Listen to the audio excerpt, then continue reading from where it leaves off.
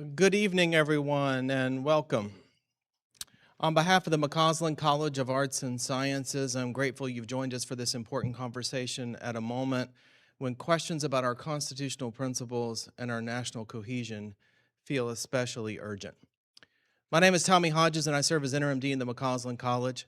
As South Carolina's flagship college for arts and sciences, we believe deeply in the value of bringing people together to engage in complex ideas with clarity, curiosity, and respect. Tonight's discussion, centered on whether the Constitution can still serve as a unifying force for Americans, goes directly to the heart of that mission. Our college is home to scholars who study the origins of democratic institutions, the dynamics of public trust, and the ways culture and history shape our civic lives. Events like this remind us that higher education is not just about knowledge creation. It's about creating space for dialogue that strengthens our shared civic fabric. Thank you to the McCausland College's External Relations team who helped organize tonight's event. And thank you to each of you for being a part of a conversation that matters, not just for the Academy, but for our state and our nation. And with that, I'll turn things over to the Executive Director of the Center for American Civic Leadership and Public Discourse, Dr. Chris Tollefson, for an introduction of our speaker. Chris?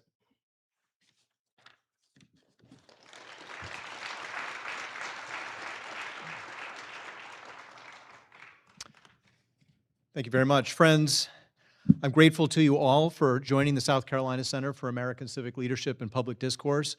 We are not the largest center for civic leadership in this country, but we have the longest name. It's an honor and a privilege to welcome you all to tonight's event. My thanks to Dean Tommy Hodges for his introduction and to Dean William Hubbard and the Law School for their, as always, gracious hospitality to the center.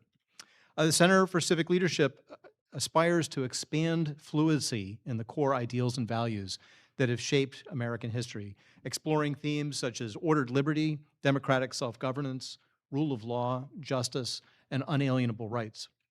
The overarching mission of the center is to promote the dialogic, cultural, and civic literacies that are critical to a well-ordered and flourishing society. Before I introduce the speaker tonight, let me mention a couple of events coming up in the spring. On January 20th, we will host Rabbi Meir Soloveichik to speak on the importance of religious liberty for the Jewish people at the time of the American founding. And on March 5th, we'll host a conversation on faith, family, and feminism featuring legal scholar Erica Bacchiacchi and two of my colleagues in philosophy, Leah McClymans and Mary Nickel. As a procedural matter, during the evening, there are note cards that are spaced along the desks, and you can please write any questions that you might have for our speaker on them, and they'll be collected after the talk and delivered by me during the Q&A. Tonight, we're honored to have as our guest Dr. Yuval Levin. Dr. Levin is the Director of Social, Cultural, and Constitutional Studies at the American Enterprise Institute, where he also holds the Beth and Ravenel Curry Chair in Public Policy. The founder and editor of National Affairs, he is also a senior editor of The New Atlantis, a contributing editor at National Review, and a contributing opinion writer at the New York Times. At AEI, Dr. Levin and scholars in the Social, Cultural, and Constitutional Studies Research Division study the foundations of self-government and the future of law, regulation, and constitutionalism. They also explore the state of American social, political, and civic life, focusing on the preconditions necessary for family, community, and country to flourish. Dr. Levin served as a member of the White House Domestic Policy Staff under President George W. Bush and was the executive director of the President's Council on Bioethics and a congressional staffer at the member committee and leadership events. In addition to being interviewed frequently on radio and television, Dr. Levin has published essays and articles in numerous publications, including the Wall Street Journal, the Washington Post, the Atlantic, and Commentary. He's the author of several books on political theory and public policy, most recently, American Covenant, How the Constitution Unified Our Nation and Could Again.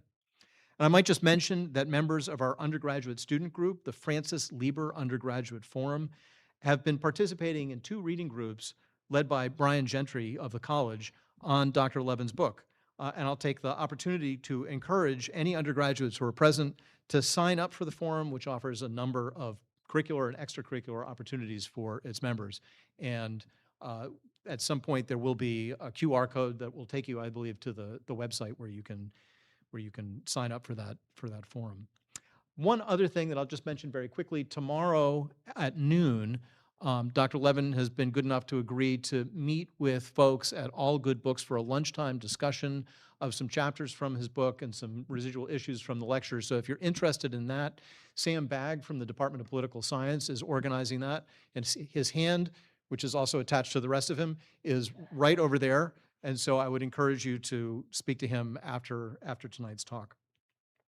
Dr. Levin holds a master's and a PhD from the Committee on Social Thought at the University of Chicago, and it is my very distinct pleasure to welcome him here to speak tonight on the topic, Can the Constitution Unify Americans?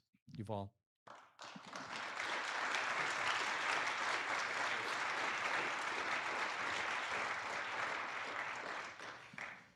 Thank you so much, Chris. I appreciate that enormously. And thanks to all of you. It's just a wonderful thing to see people turn out to hear about the Constitution. I can't tell you how much I love that.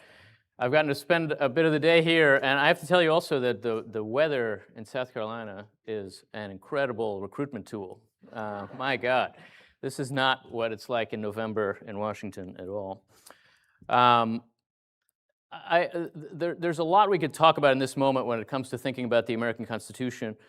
I want to do that by way of taking up with you what may seem like a strange subject in this moment, and that is the Constitution as a framework for national unity. And I say it may seem strange because unity or national cohesion are not normally how we think about what the Constitution is for, and also because we're living in an intensely divided time, and it can certainly seem sometimes like the American Constitution is more of a source of that division than a solution to it. And for both those reasons, we tend to associate the Constitution with some of the problems of this moment. And there are voices on both the left and the right now who see the Constitution fundamentally as an obstacle to a functional politics in a divided time. I think they're mistaken. And I want to suggest to you that becoming reacquainted with the Constitution through the lens of the challenge of national unity is an essential first step toward taking on the kinds of problems that we face today in America. Seeing the Constitution through that lens can help us to see, first of all, what the stakes are, what we stand to gain by recovering the aims and forms of American constitutionalism, and also what we stand to lose by neglecting our Constitution, by showing contempt for it, as we too often have been doing lately. I think we're used to thinking that what we stand to lose is something like the rule of law, so that the alternative to constitutionalism is some kind of authoritarianism. And of course, there is some truth to that when we truly test the boundaries of our politics, if we really turn against our system with brute force. And that's not as unimaginable as it used to be, unfortunately, so it is a real concern. But it's still not the first thing that we stand to lose by treating our Constitution with neglect or with contempt, as we've been doing for too long. The first thing we stand to lose is our capacity for cohesion, for accommodation, for coalition building, our capacity for unity in the face of our differences. And that is not a prospective danger, but a present reality in 21st century America. We have already been losing that capacity in our increasingly embittered and polarized politics for decades. And I want to suggest to you that an important part of the reason for that is exactly our neglect of the Constitution, our rejection of some of its core premises and potentials. And to see that, we should think about the ways in which the Constitution approaches the challenge of unity and division. That challenge was very much on the minds of the authors of the Constitution. It's the first goal that's put forward in the preamble, to form a more perfect union. It's the explicit subject of the first third or so of the Federalist Papers. Really, it's an implicit subject of all the rest of them. It was in one way or another constantly on the agenda of the Constitutional Convention. Unity is certainly not the only purpose of the Constitution. The preamble then lists a series of other very complicated and ambitious aims, but it is a crucial and primary purpose of it, so that the Constitution is in part an answer to the very question that we now constantly ask ourselves. How can a vast, diverse society hold together and govern itself? Now, if that's right, it would certainly suggest that our era of division is an era of constitutional failure. but it should force us to ask how much of that failure is a failure of constitutional practice rather than of constitutional design, and therefore of whether a renewal of our politics, a restoration of some of our national cohesion, might require us to learn something from the Constitution and from its framers, and to return in some way to its core purpose. It should lead us to consider whether the Constitution could be at least as much the solution as the problem in this moment. So to see the Constitution through the lens and challenge of national unity would help us to grasp some very important things about the Constitution that are not obvious, and some very important things about the moment we are living in that are not obvious. It might even point us towards some ways forward. Let me just briefly sketch out then what that kind of thinking about our system of government might involve. First of all, to see that the Constitution is concerned with unity is to take notice of a very distinct understanding of unity that I think would be very useful to us now. It's an idea that is particularly evident in the thinking of James Madison, who was uniquely attuned to the dangers of division and faction. Madison outlined a distinct understanding of the nature of political unity that begins from what at first looks like a kind of contradiction in his thinking. On the one hand, he insisted that disagreement about fundamental questions is inherent and unavoidable in a free society, exactly because it is a free society. He put this very bluntly in Federalist 10. He writes, "As long as the reason of man continues fallible and he's at liberty to exercise it, different opinions will be formed, period." I think anybody who's ever participated in a group project of any size can attest to that. You get people together, they can think whatever they want, they're not all going to think the same thing. And yet Madison also always insisted in his writing on the Constitution that unity was not beyond the reach of the American people, and that it could be made more achievable by the right kind of politics. So Americans will never stop disagreeing, but should never give up on living as one nation. Unity is achievable as long as we don't expect it to mean unanimity. So then what should we expect it to mean? Embedded in the Constitution is a kind of classical approach to this crucial question, an Aristotelian answer that looks to politics as an arena for coming to decisions about common action, so that, simply put, in a free and therefore diverse society, unity does not mean thinking alike. Unity means acting together. And the difference between thinking alike and acting together is very crucial in a moment like the one that we're living in. Now, this is not to say that Americans start out with no common foundations, that we don't think together about anything or have no shared beliefs. Americans are not strangers to each other, and we have some basic principles in common, especially those that are laid out in the Declaration of Independence. But although those kind of widely accepted principles impose some general moral boundaries on American political life, there's enormous room for disagreement within those boundaries, even about those boundaries.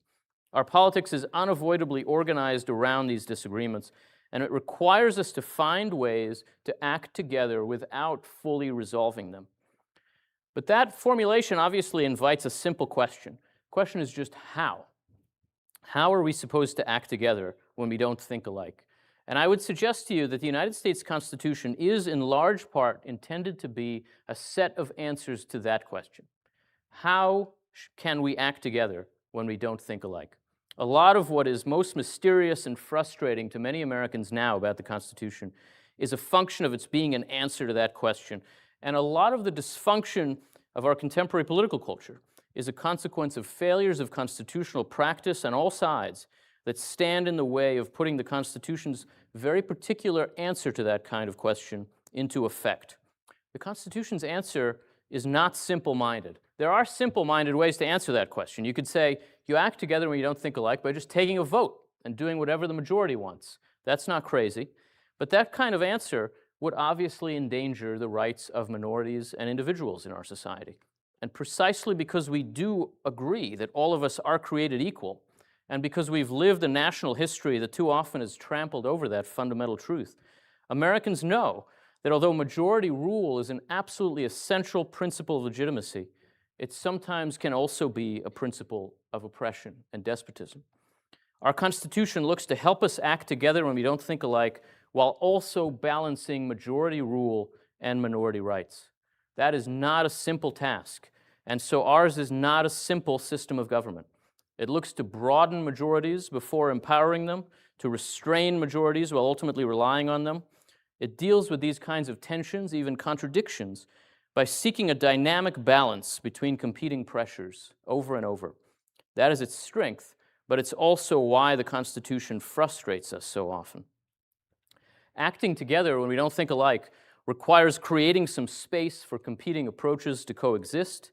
It requires compelling opposing factions to bargain and negotiate and seek accommodations. It requires administering the government in steady, predictable ways in accordance with those accommodations. And it requires enforcing clear boundaries on the power of majorities and of public officials. That is the work of federalism, of Congress, of the president, and of the courts, respectively.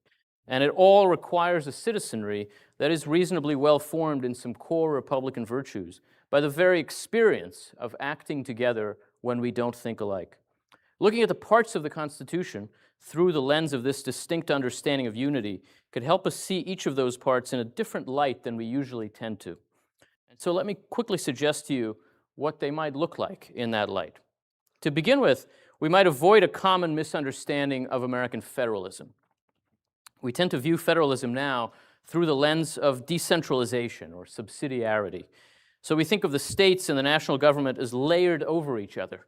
And we think that federalism encourages us to emphasize the lower layers, the state and local layers. This is a way of thinking about federalism that's convenient to communitarians like me, and I admit that I've resorted to this way of describing it myself. But it is not actually quite right. It would be better to think of federalism as describing parallel governments, not layered ones. That they are separate from each other is what really matters about federalism, and the imperative of unity is a key reason why. American federalism is intended in part to reduce the number and scope of political controversies that have to be resolved uniformly, all in one way at the national level. And in that way, it's intended to lower the temperature of our national politics a little and to advance the cause of unity. Federalism emerged very much as a compromise at the Constitutional Convention between partisans of a centralized national government and champions of a decentralized confederation. And their dispute ultimately came down to one practical question. Would the national government govern the people directly, using the states as administrative districts? Or would the national government really only govern the states in just a few discrete areas, while the state governments governed the people directly and had direct contact with them? The convention could not agree on which way to go on that question. And so it worked its way toward a novel idea. The state governments and the national government would both govern the people directly, but with regard to different subjects. They explicitly rejected a layered approach in favor of a parallel approach, a novel idea. Broadly speaking, the federal government would govern the economy, diplomacy, and defense, which may sound like a short list, but encompasses quite a lot, especially when you think about the reach of economic policy. And the states would continue to govern everything else, including deploying the core police powers that are really most of what government does. That peculiar compound republic, as James Madison called it, can let our national politics specialize in national challenges, where we can't avoid the need to decide on one course of action, while the state governments can focus on things closer at hand in their own different ways.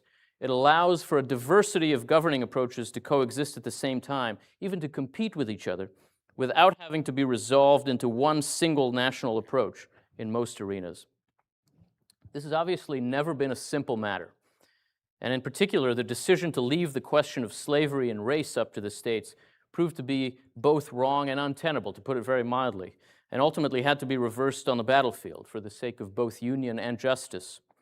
The 14th Amendment added the imperative to apply the law equally to all citizens, to the federal government's still relatively limited set of responsibilities. This was a necessary rebalancing of American federalism, and of course in practice it's taken a very long time to put into effect. But with regard to many other contentious, if less existential questions, a separation of governing authorities offered and still can offer a practical means of allowing Americans to live with their diversity while still forging a cohesive national identity. Seen through the lens of cohesion, what matters most about federalism is this separation of governing authorities that allows for some genuine diversity in the ends and the means of American government. It may be that we now need to broaden again the list of issues that belong in the federal purview. That's certainly a question that can be addressed in our politics. But it's crucial that we not combine state and federal authority over those kinds of issues and just let the states deploy different means to achieve federal ends. We've done that now for almost a century in education, in healthcare, in welfare, and more, very much to the detriment of the constitutional system and its ability to keep us together, and really also to the detriment of a lot of people who depend on government services. And these kinds of intertwined ways of delivering services end up not making anyone responsible for outcomes and leaving us with some very poor government programs. Constructive reforms of American federalism would need to untangle our parallel governments some, not to layer them over each other even more. Now, those questions that do need to be resolved at the national level are intended first and foremost to be addressed by bargaining in Congress. And the purpose of Congress also looks a little different in light of the Constitution's emphasis on unity. Congress is really at the center of the constitutional system, for good and bad. As Madison put it in Federalist 51, in Republican government, the legislative authority necessarily predominates. Republican government is representative government, and although the presidency, and to some extent the courts too, are ultimately accountable to the people, only Congress is really designed to be representative of the people. And Congress is, of course, the absolutely central institution in the Constitution's vision of unity, too. By representing our plurality, our national legislature is meant to allow for negotiations among the key factions that compose that plurality. This is the first and foremost way, the most important way, in which the Constitution envisions Americans acting together, even when we don't think alike, by negotiating toward broadly acceptable courses of action. It's really the essence of our politics when it works. When it works, Congress can function as an arena of contention and of coalition building, sometimes even of integration, as the representatives of different American points of view oppose each other and are compelled to find ways to accommodate each other, and in some respects even to understand themselves as engaged in a common effort in ways that can reflect back on their constituencies. Madison took this to be really the primary advantage of representative institutions. They can refine and elevate public sentiments and passions and give them forms that are more amenable to negotiated accommodations so that they can be turned into more coherent kinds of governing objectives. The people's representatives can reach agreements that the people themselves would have a lot more trouble reaching. That's one key reason why Congress is not simply majoritarian. The U.S. Congress is different from the sorts of parliaments that we would find in most democracies in the modern world because it doesn't empower simple majorities to govern unrestrained until they lose their mandates. The distinct and overlapping electorates that choose the House and Senate, the constant threat of presidential vetoes, the assorted supermajority requirements here and there all mean that narrow and temporary majorities can't really exercise power effectively. They have to deal with broad and durable minorities and work to build some consensus before they can really exercise institutional power. This is there in part to protect minorities in our system, but it's also there to build consensus that reaches further than simple majority power, to make us a little more unified before we act. That kind of coalition building is very frustrating if you're trying to do it. If you win an election narrowly, as the winners of our elections for the past 30 years all have, you inevitably find yourself confronting the people who lost the election and having to deal with them because they have real power. Our system makes sure of it. So this kind of coalition building doesn't always feel unifying. Negotiating processes are inherently adversarial, but by compelling different factions to deal with each other, with the aim of concrete common action at the end, these kinds of processes can create some common ground. An effective legislative accommodation doesn't just give each side half a loaf, it gives us practical experience in living and acting together. As much as a source of public policy, Congress is a source of this kind of accommodation. It's an arena for working out differences in ways that can disarm some dangerous divisions. And a system with a reasonably functional Congress at its center is a system with a kind of accommodationism at its center. And so with the desire and the ability to resolve disputes within a shared framework at its center. I don't have to tell you that this is not what Congress generally looks like right now. And so it's not what our political culture looks like right now. There have been some instances in recent years of some genuine cross-partisan bargaining in legislation, especially thanks to the filibuster in the Senate. But it's been all too rare, and much of the time, the institution is dominated by various kinds of culture war theatrics and partisan grandstanding. The fact that Congress is broken is the primary reason why our political culture is broken. This is vital to see right now. We're in a moment when it's very easy to focus on titanic struggles between the president and the courts, and those are important. They matter a lot, but they are happening because Congress has created a vacuum into which they are drawn. The failure of Congress to do its basic job is the reason why we confront the kinds of breakdowns we see in our system now. And there's really no way forward, no way out of it without some reforms of the first branch of Congress. There's very broad agreement that Congress is dysfunctional at this point. But I think that underneath that agreement, there's actually a profound disagreement about exactly what function Congress is failing to perform. What is Congress not doing? I think the natural answer to that question is it's not passing the bills that I want to see. It's not dealing with what I take to be the biggest problems. And whatever it is that you take to be the biggest problems, our budget challenges or immigration or the environment, I assure you Congress is not currently solving that problem. But it's important to see that the core function Congress is failing to perform is facilitating cross-partisan bargaining and accommodation. That's why we're not passing major legislation. But it makes a difference that we see that it is the primary problem. If you think the problem is just we're not passing big bills, then you want Congress to be more efficient. You want it to move more quickly and forcefully. So you want to empower leadership more so they can move things along. You want to get rid of various kinds of obstacles to narrow majorities getting their way. You want to end the filibuster. But if you think the problem is Congress is not facilitating bargaining and accommodation, you actually want Congress to be less efficient. You want members to have to deal with each other. You love the filibuster, as I love the filibuster, because it's the only reason we've had any bipartisan legislation in the last 20 years. To see that the problem is the absence of bargaining is to see that Congress needs to be decentralized, that power has to flow through the committees and the members, that there has to be a reason for members to engage themselves in legislative work. Almost all of the reforms of the institution that we've seen in the last 50 years have pushed in the other direction. They've been well-intentioned.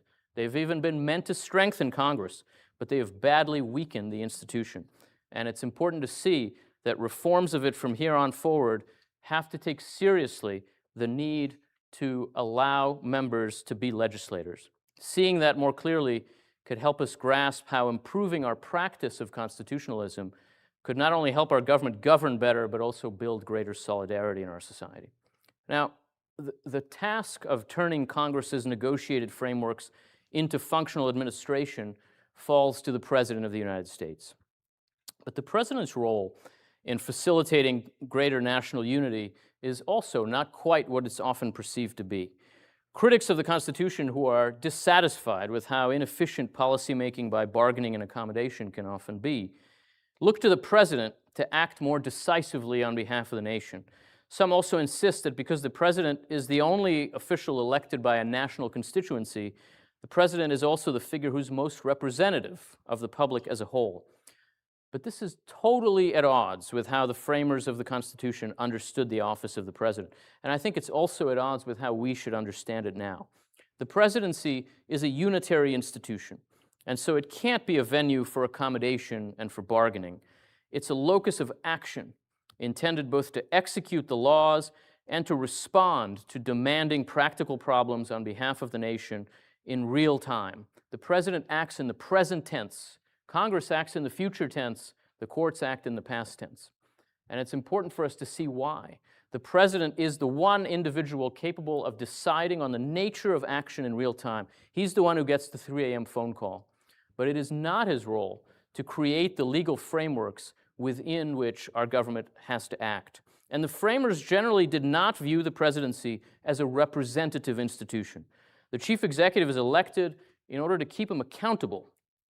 But no one person could be representative of a vast and diverse society.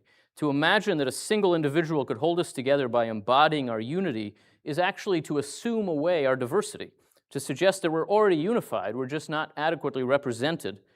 This is what a lot of the Constitution's critics implicitly assume, but the opposite is much closer to the truth. Because we are a diverse society, representing us requires a plural institution, not a unitary one. But the president, among his other important functions, does have a distinct and crucial role in facilitating national unity.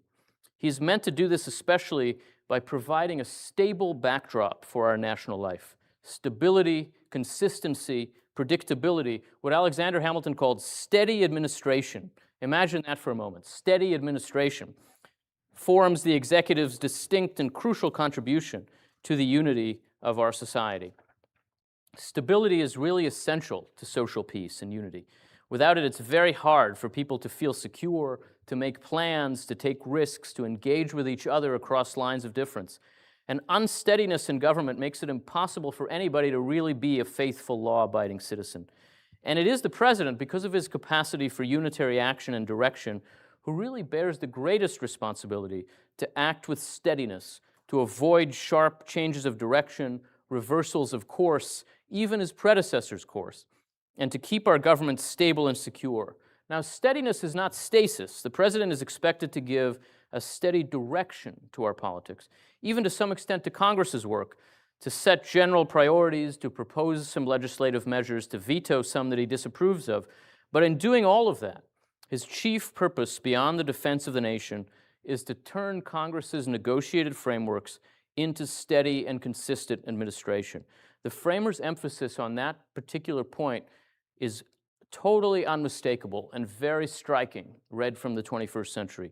Because here, too, our contemporary constitutional practice has become totally disconnected from its intended aims. We've come to think of the president as speaking for a party more than for a nation. And a change of party in the White House now leads to a nasty whiplash, as a new president spends half his time undoing his predecessor's actions and the other half doing all kinds of things that his successor is going to undo.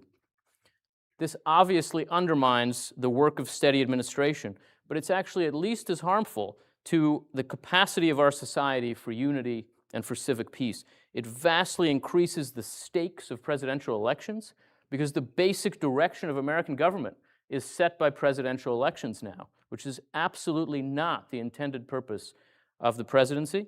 And it encourages us to see our society as two opposing camps arrayed against each other for control of the instruments of power. Reining in the executive and the administrative state is therefore not just a matter of constraining government power, it would also offer us a way to recover the capacity of our governing institutions to forge some of the common ground that we lack, and the capacity of the presidency to secure a stable backdrop for American public life. Our presidents themselves need to see that basic truth. They don't, and neither do voters. And it's one of the things our Constitution can teach us about the way forward from the place where we found ourselves. The courts are also essential to making greater unity possible, but again, maybe not quite in the way that we might first imagine. The crucial service that they provide on this front is not in the resolution of the disputes that divide our society. Courts do resolve disputes, that is what they do, but they're intended to resolve disputes over what the law is, not what it should be. And so they're not the proper place for mediating among the competing visions of the public good that make up our politics. Our great public disputes over what the law should be need to be resolved by the work of the legislature above all, and in a very different way from how courts resolve disputes. And what courts then do is make sure that those negotiated frameworks of law are carried out properly, so that the most valuable service the courts provide to the cause of national unity is in their policing of the rules and boundaries of constitutionalism. The federal courts have enormous counter-majoritarian power, which makes them inherently dangerous in our republic. It is absolutely crucial that that power be used to guard the structure of the system, to keep elected officials focused on their proper work. That's a restrained role for the court, but it's also a restraining role. It's going to matter enormously in the next few years. And playing that part properly is going to require what Alexander Hamilton, Federalist 78, calls an uncommon portion of fortitude in the judges to do their duty as faithful guardians of the Constitution. The temptation to use the courts to decisively resolve divisive political disputes is obviously enormous. But giving in to that temptation has historically been a terrible mistake for our country. Elite fiats are not a way to resolve divisive differences in a free society. They usually only deepen our divisions. The courts must instead protect the space in which genuine resolution can happen, and especially the space in which Congress can do its work, while also protecting the rights of individuals against majority power, as guaranteed in the Constitution. It can do both those things at once by keeping everyone involved, public officials and majorities alike, true to the Constitution and bounded by its structure and its substance. It should prevent end runs around the Constitution, not facilitate them. But of course, end runs now are rampant, and none of the institutions of the system quite work the way that they're intended or the way that I've described. This is in no small part, I think, because the Constitution's vision of the nature of unity in a free society has always been very controversial and contested. The idea that the Constitution exists to let us act together even when we don't think alike has actually never sat very easily with many critics of the system. The deepest critiques of it have always been what I would call integralist objections to Madisonian pluralism. They argue that the system has to answer to one voice, one vision of the good, or else it can't possibly work. Woodrow Wilson was the most articulate of these critics. He argued that the framers operated in what he called a Newtonian image of government as a machine, but that in reality, government is more like an organism. And that means that separating its powers, setting interests off against each other, makes no sense. The organs of a single animal don't fight each other. That's not how it works. Instead, our system should be organized to respond efficiently to the public will as expressed in elections, by allowing majorities to govern unimpeded until the public throws them out. It all has to point in the same direction. In other words, Wilson, in a sense, explicitly rejected the idea that it was even possible to act together without thinking alike in politics. The system had to have some unitary aim. Contemporary progressivism is often similarly integralist, insisting that every institution in our society, private and public, has to be engaged in the same social crusade, no exceptions, no exemptions, and implicitly that there can't really be a society without a single comprehensive common project. And there are some on the right today who argue the same, but would just substitute their own ideology or even just the will of a politician they like as the unifying vision that has to guide the social organism in one unitary way. This is not a crazy way to think about how democracies should work. The Westminster model that governs in many of the parliamentary systems around the world more or less answers to this kind of logic. It's a legitimate democratic model of government, although it's one geared much more to the demands of administration than to the demands of accommodation. And Wilson did take that model to be his goal explicitly. He wasn't blind to the need for unity, but he was, I think, deaf to the logic of building cohesion by representing plurality. Unity, he thought, had to be achieved by unitary leadership, and therefore, above all, by a strong president who alone had the national mandate to speak on behalf of the entire society. That sort of vision points toward dramatically different ways of understanding each of the key institutions in our system. It has no patience for the havoc and disorder of federalism and wants the system to be ordered by national priorities. It wants a much more disciplined Congress, answering to party leaders and accountable to coherent platforms. It wants to substitute orderly administration and adjudication for messy deliberation. It wants the president to stand in for the nation, and it wants the courts to let it happen. And of course, our system has moved in exactly that direction on all of these fronts for decades. Congress has become more centralized under the thumbs of party leaders. Presidents routinely claim that they alone can speak for the will of the nation. And it's happened under both parties. As a practical matter, for example, the most Wilsonian congressional leader in American history was probably my old boss, Newt Gingrich. It may turn out that the most Wilsonian president since Woodrow Wilson will be Donald Trump. But whatever might be said about the administrative and ideological consequences of this kind of counter-Madisonian turn in American constitutional practice, we have to acknowledge that it has surely contributed to making us more divided. It's made our politics more partisan. It's raised the stakes and therefore the temperature of our elections. It's closed off some essential venues for deliberation and accommodation. And so it's left us with fewer tools for fighting polarization and fragmentation. The Wilsonian turn in our constitutionalism is obviously not the only reason that our country is divided, but I do think it's why our Constitution looks like it couldn't help our divisions, why we think it's a relic with nothing to offer us. In reality, the Constitution was designed to address just the kind of problem that we are now facing, and it could make a very real difference if we let it.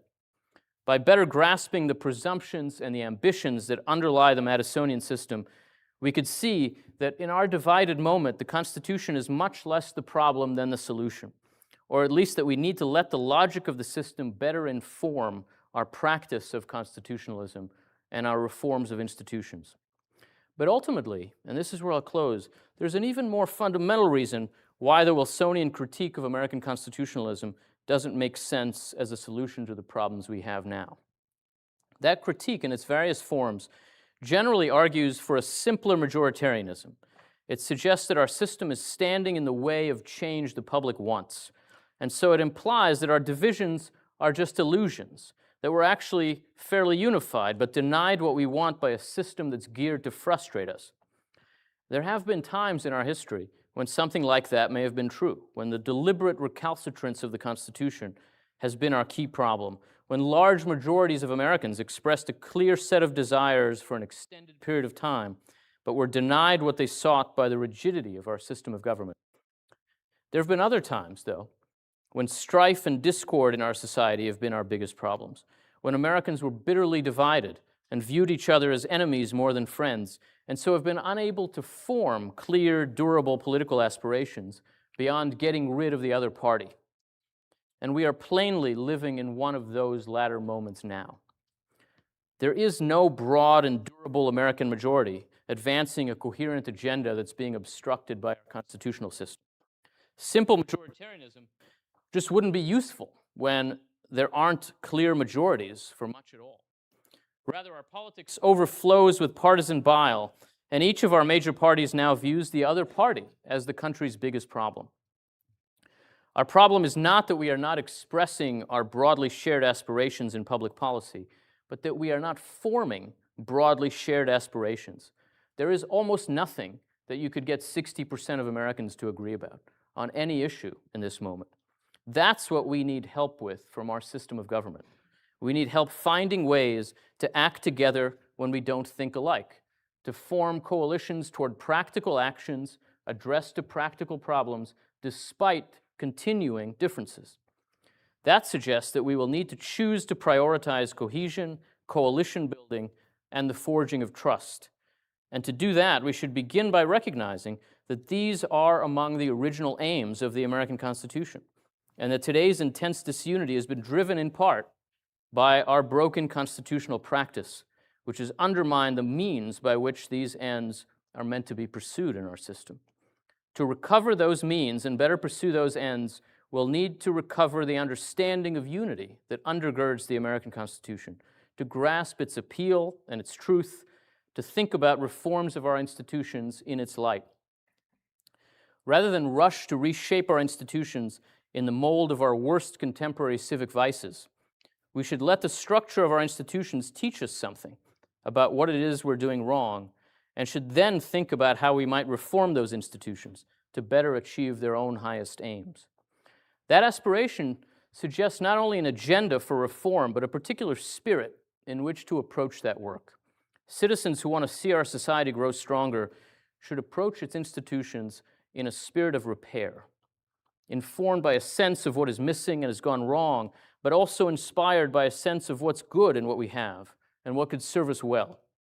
This moment tempts us to repudiate our inheritance, but it actually requires us to renew it. Americans are frequently angry at our Constitution now because we sense that it is broken down. But if we grasp that we have broken it, we could see that it needs us if it's going to serve us. By rising to repair it, we could enable it again to repair our society and bring us closer, as it was meant to do. The work of healing our divisions should start by reacquainting ourselves with the American Constitution. Thank you.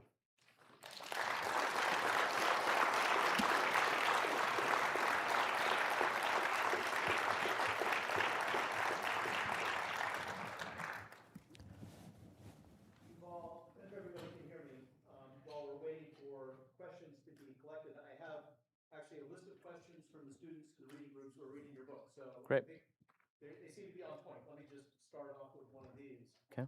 Thank you.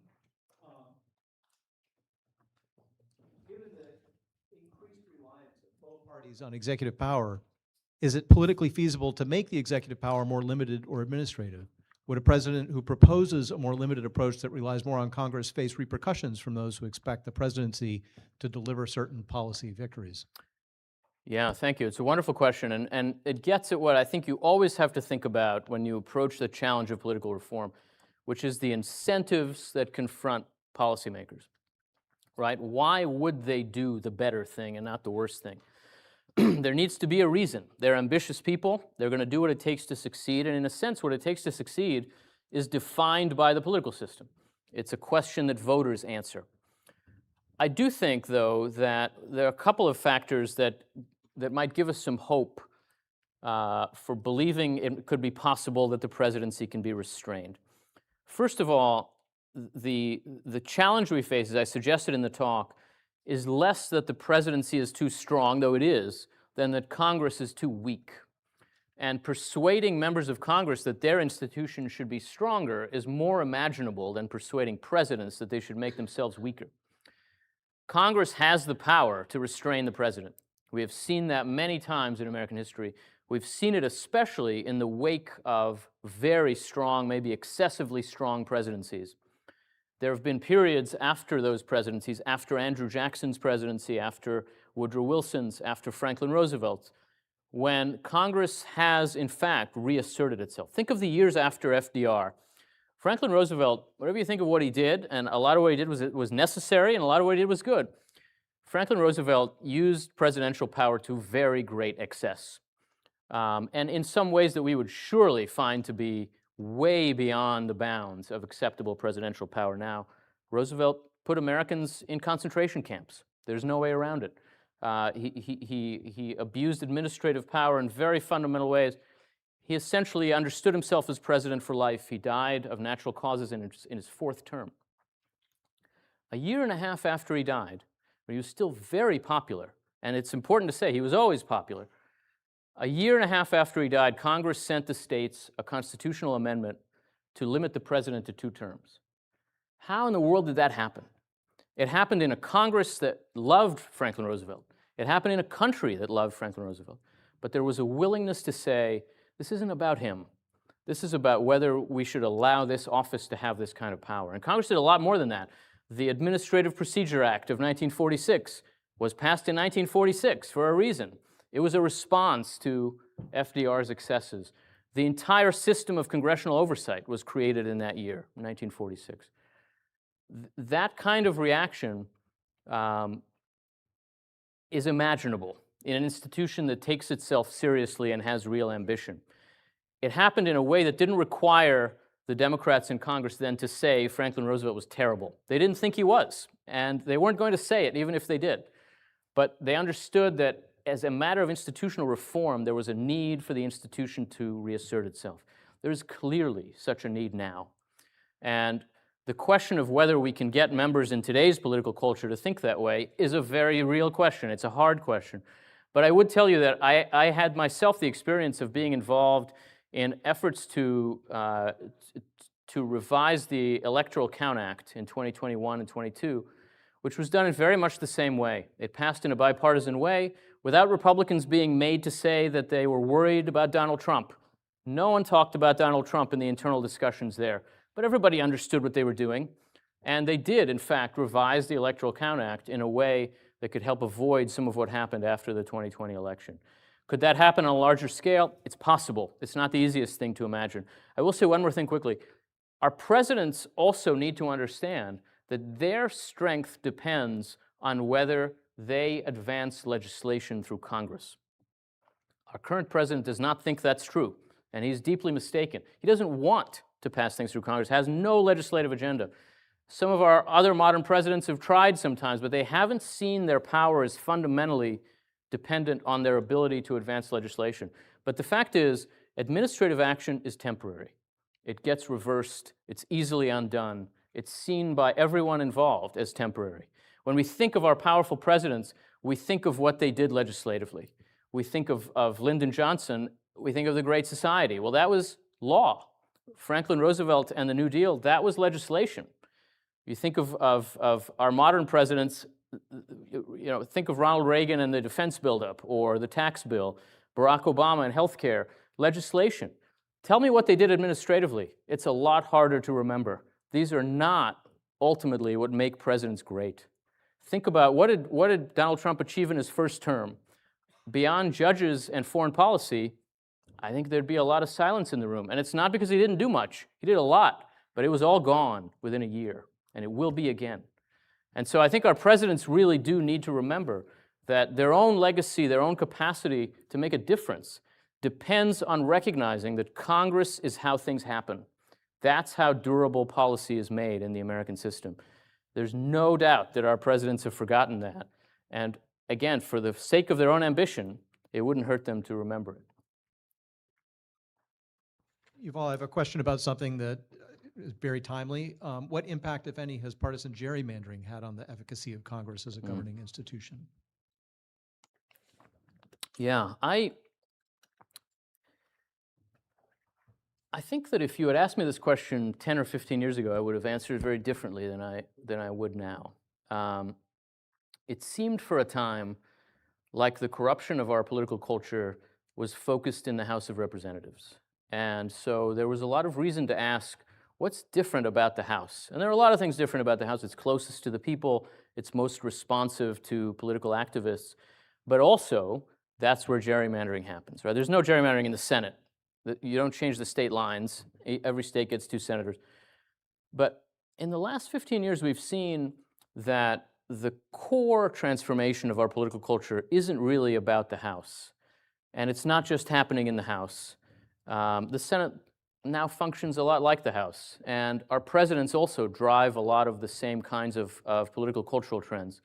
So I think gerrymandering matters, and it does have some effect on the competitiveness of House seats in ways that I do think reduce the capacity of the institution to facilitate bargaining and accommodation. There is definitely still more deal-making in the Senate than in the House. But I think that's much more to do with the filibuster than with gerrymandering. And I think this way about money in politics too, which I would have attributed a lot more causal explanation to than I would today, maybe 10 or 15 years ago. These things matter. They're not nothing. But if you ask yourself, where should we devote our energy to political reform? I think the answers have much more to do with primaries, on the one hand, the fundamental drivers of our political culture now that really create the incentives that members of Congress face, and even presidents sometimes. And secondly, I think in Congress, it's the centralization of power that has corrupted the institution. The centralization of power in Congress was intended to strengthen Congress. It was intended to make Congress capable of confronting the president more effectively. But what it's actually done is weakened Congress. It's weakened Congress because it gives most members nothing to do. The decisions are made by 4 people at midnight before a government shutdown, and members then get a big bill to vote yes or no on. And they're also told how to vote on it. And they're expected to vote with their party. And they're not really legislators most of the time. Except with very few kind of low salience issues, there's just not enough for them to do. And the way to enable them to act as legislators is to give them a reason to invest their ambition in legislative work. That means funneling much more of the power of the institution away from leaders and into committee work, into fundamental legislative work. Congress has a lot to learn from the state legislatures on that front in this moment.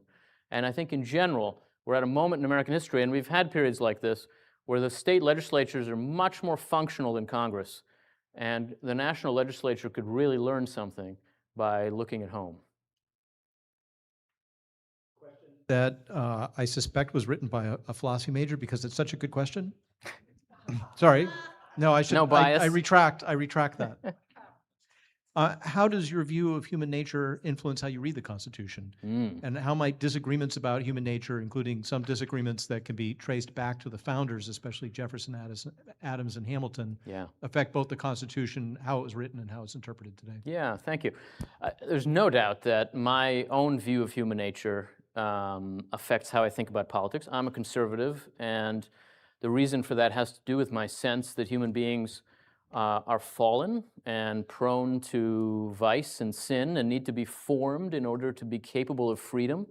And so I value the institutions that form men and women to be capable of freedom: family and religion and community and educational institutions, and also political institutions. That's a controversial view in a free society. There's always another view of human nature that says that we are born free but oppressed by institutions that exist for the interest of others. And in that sense, the purpose of politics is more like liberation than formation. But the striking thing about the American system is that it has always been home to those two views, and that the agreement around the Constitution as a framework for our government to function has always involved partisans of those two views at the same time. I would say more than that. The Declaration of Independence was written by a committee that included both Thomas Jefferson and John Adams, who had very different answers to the question that this very smart student has posed to me. And yet they were able to agree on the premises that are articulated in the Declaration. They didn't agree about what they meant, and they still wouldn't. And a lot of Americans now don't. We agree that we're all created equal. Exactly what that means for some very, very fundamental political questions, we still disagree about. But we disagree about it as Americans because we are working within a framework that is built, in a sense, to house that very debate. The liberal society can be understood as advancing a view of human nature that says we need those formative institutions. They have to be preserved. And what's great about the modern liberal society is that it has evolved in a way that allows us to achieve an incredible balance of freedom and order.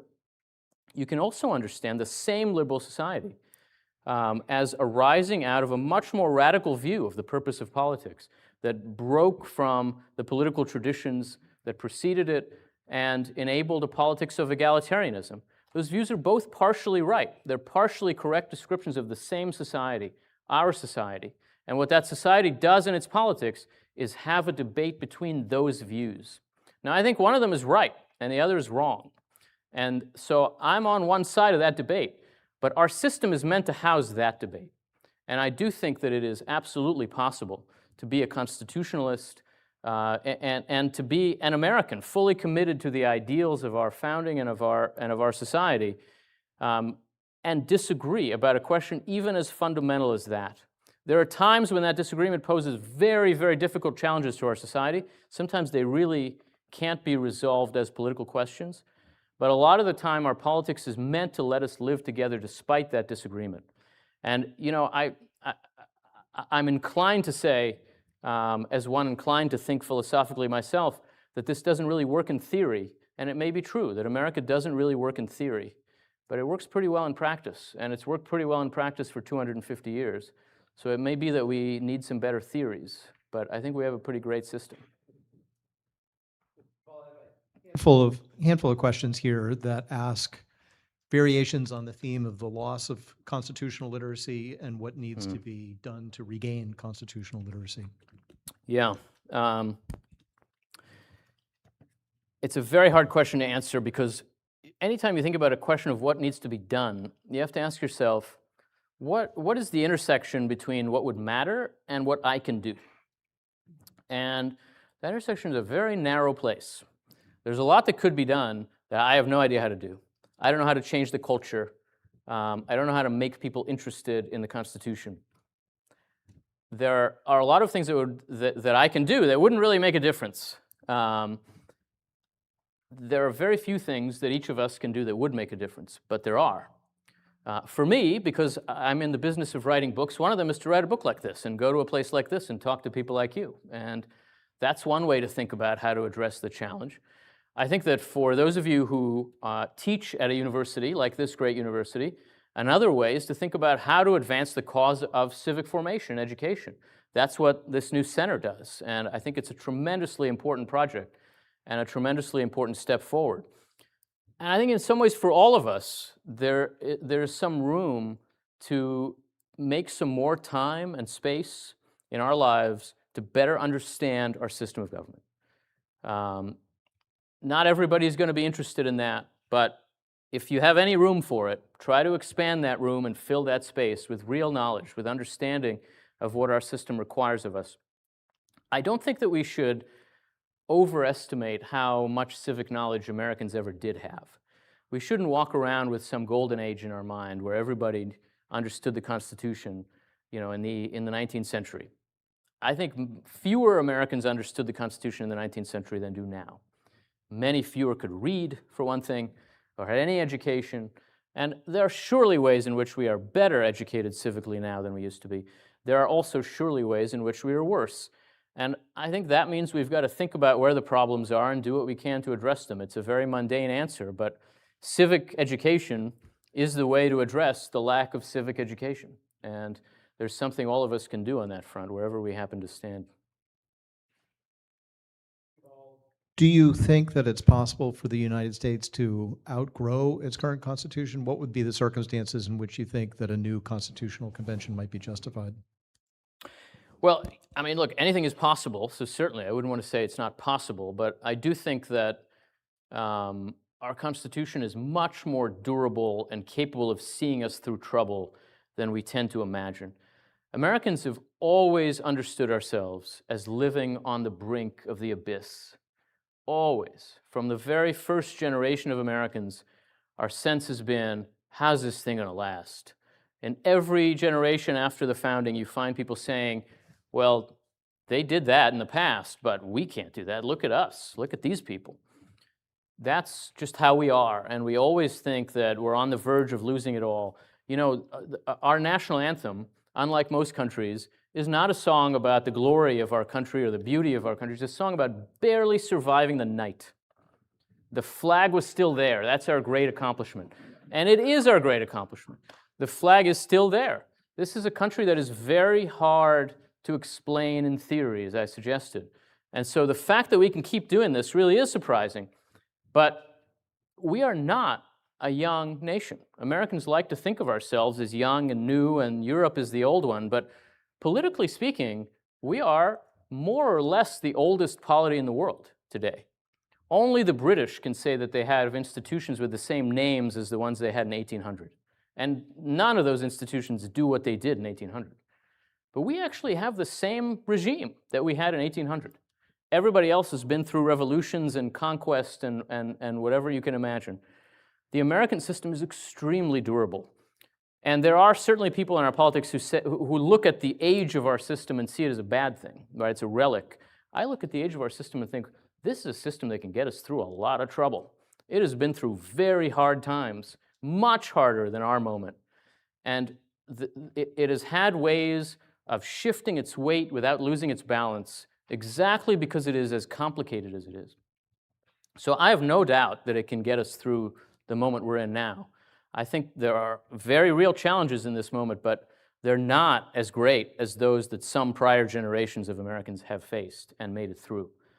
This is part of why I think leaning into the logic of the system could offer us some ways of strengthening it and fixing it. And I'm not inclined to a constitutional convention. Can you imagine that it would ever happen? I could imagine it, but I don't think that's how we should spend our time in our contemporary politics. On the subject of challenges, interesting question about technology and the advancement of technology. Do you see that as having played an important role in the breakdown that you are discussing? And what do you see on the horizon with regard to that? Yeah. Yes, I mean, I think it's undeniable that changes especially in communication technology and media, have had to do with the direction that our politics has taken. And really, especially in some ways, the fragmentation of political media so that we don't really share the same sources of information in the way that Americans did in the second half of the 20th century has made a big difference. Now, I say the second half of the 20th century because it hasn't always been like that. We kind of take it as a norm now that the America of 1960 or so is America. But that's really not true. That America was very, very unusual. In the wake of the Second World War, Americans were unusually united, had an incredible level of trust in their leaders and institutions, much too much trust, by the way, if you look at that America. We have too little, but they had too much. And I don't think that we should simply assume that that's America and that therefore the ways in which we've changed since 1960 are the way to understand our condition. A lot of contemporary political science and sociology is implicitly premised on the notion that 1960 is the norm. And 1960 was pretty strange. And a lot of our politics, especially because we've been governed for a long time by a generation of people who grew up in that second half of the 20th century, is also premised in the sense that that is what normal is, right? Donald Trump was born about 3 weeks after Bill Clinton, who was president 25 years ago, more than that, 30 years ago. And by the way, George W. Bush was born right between them, all of them in the summer of 1946, within a very short period. We've been governed by people who come from that moment for a very long time, and our assumptions are that's normal. Their America is America. But we should see that there are a lot of ways in which contemporary America is much more like the America of the early Republic and of the early 19th century. Our media is crazy, but it would have been very familiar to Benjamin Franklin, right? It's partisan, it's fragmented, it's full of rumors, and the worst kind of vices on display.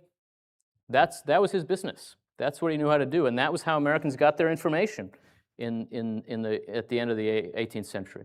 So yes, I think technology's had a lot to do with the breakdown we've experienced, but technology is not itself the moving force in world history. We have to ask ourselves, we have these tools, why are we using them like this?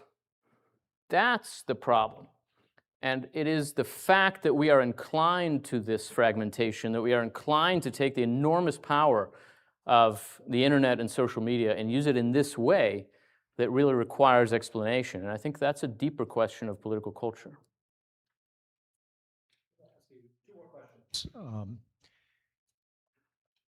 This is, again, from a student who writes that your book remarks that frustration is the price of union, quoting Herbert Agar, but also that such frustration is, quote, often temporary.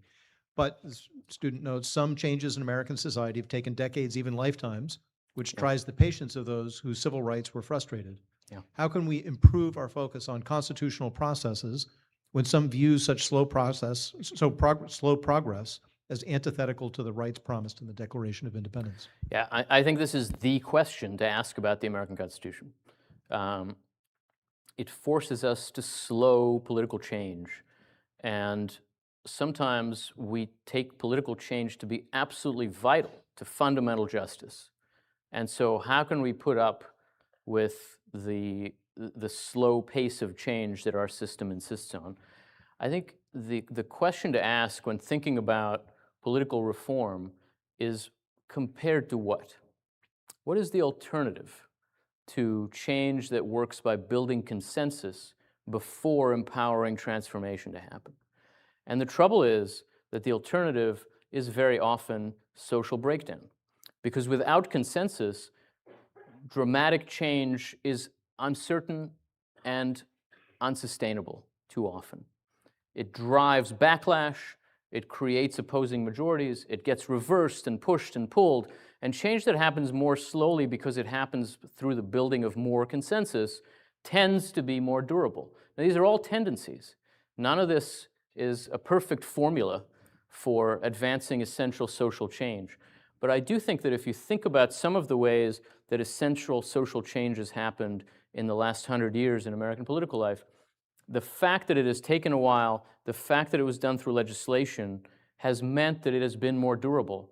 Now, that was not a good answer to the suffering of people who suffered because the necessary change was not happening. It's not. I wouldn't suggest that it is. But the alternative would be worse for everyone.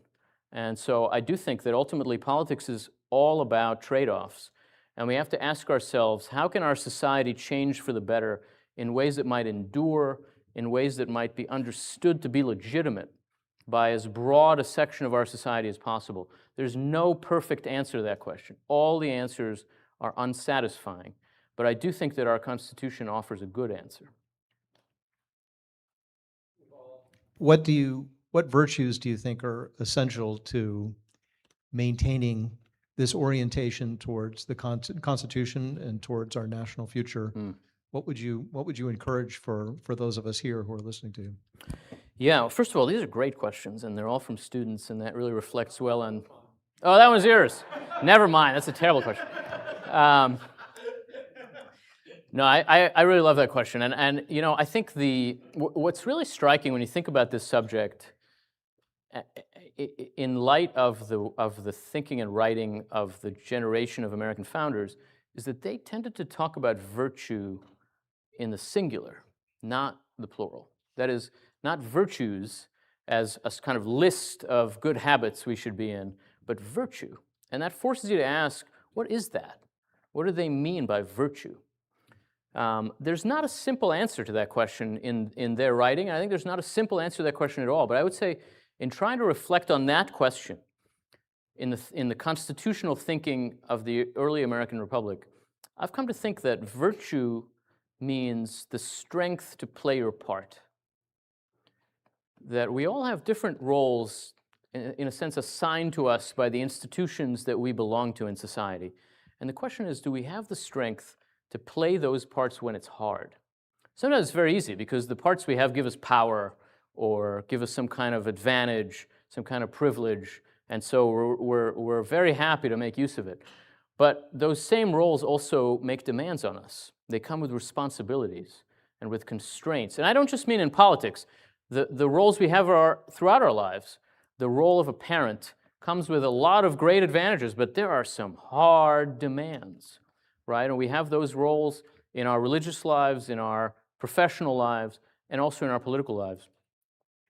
And the challenge in our politics in this time, and I think this is often the case when our politics feels like it's failing, is that a lot of the people who have demanding roles in the institutions don't have the strength to play those parts. It's not what they're doing. They're doing something else. They're using the institution to build a social media following, right? To perform on top of it, rather than to be somehow formed by it so that they're able to do the hard part. I think that in our national politics right now, judges tend to have the strength to do their part. All kinds of judges, including ones who make decisions I really don't like. They really are doing their job, generally speaking. It is very hard to say the same about members of Congress or about our presidents. They're doing something else. They're playing some other part. And they feel like that makes them look strong, but actually it shows that they lack the strength to play their part. They lack virtue in that sense. And I think civic virtue is the strength to play the part of a citizen, which also comes with real demands, more than just voting. A lot of the hardest demands it makes on you is that you've got to spend a lot of time listening to people who are saying things you really don't like. And that's hard. And in the 21st century, there are a lot of ways out of it. You can build a cocoon for yourself, and the only thing you ever do is talk to people who agree with you. That seems like it's more enjoyable, but it's very, very bad for us. And I think virtue, civic virtue, is seeing that the part we have requires a certain kind of strength and finding a way to exercise that strength, to deploy it somehow. It's a lot of what we lack in this moment. Thank you so much for your lecture and for your response to many fabulous and fascinating questions. Friends, let's all thank our speaker this evening. Thank you very much.